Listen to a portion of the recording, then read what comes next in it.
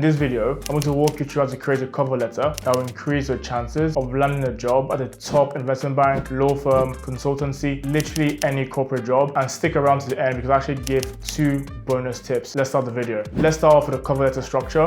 At the top right, you want your name, address, telephone number, more or less just your contact details. And on the bottom left, you want a company name and the address. Next is salutation, and to keep it safe, just say "Dear Hiring Manager." Next is your opening paragraph, which you want to be very punchy and captivating. Then you go into why the company in a few lines, and then you explain why you are the right fit for the role or why they should hire you. This should take up most of the cover letter. And then the last paragraph in the cover letter or the closing paragraph can be used to emphasize why you're the best person for the role and why they should hire you. Going back to the structure, these are the main things you need to look out for. Number 1, the cover letter should be 1 page. I'm telling you, no one's going to read a 3-page cover letter. It's not going to happen. People have limited time to look at your cover letter, so making it 1 page and making it very precise and straight to the point is your best bet. Also, make sure the font is not too small. As a minimum, your font size should be a 10, and stick to normal handwriting. Don't use any fancy cursive. Stick to Calibri, Arial, Times New Roman, more or less all the basic handwritings you see that most people use. Just use a black font. Don't try to be fancy and use blue, yellow, or green. It's a very corporate job you're applying to, so stick to a black font. Now we continue on the top right, like I said before, you can put your name, your LinkedIn URL, email address, and make sure your email address is something very professional. Honestly, the best email addresses have your name, surname, and at gmail or yahoo.com. Keep it very simple and make sure your email address is very formal. Now next is the company details. Let's say, for example, you want to apply for Citibank. Make sure for company name you put Citibank, and for the address, honestly, just go on Google and find where the address is. Citibank in Canary Wharf. If you just type in Citibank Canary Wharf, the address will literally come up, and that's the address you want to put. And once you put the address, you should address it to the hiring manager. Don't put the name of someone you think will read your CV or cover letter at the firm. Make sure you put hiring manager, because honestly, you really don't know who's going to read your CV. Don't think because someone at a networking event said they'll read it that you put their name. Put their hiring manager and keep it very safe. Now let's go on to the actual cover letter. The first paragraph is the hook, and this is literally what's going to keep the reader's attention. It needs to be straight to the point and let the reader know who you are, and that way they can decide if they want to continue reading or not. The hook could be something like, "In search of a new challenge where I could leverage my investment banking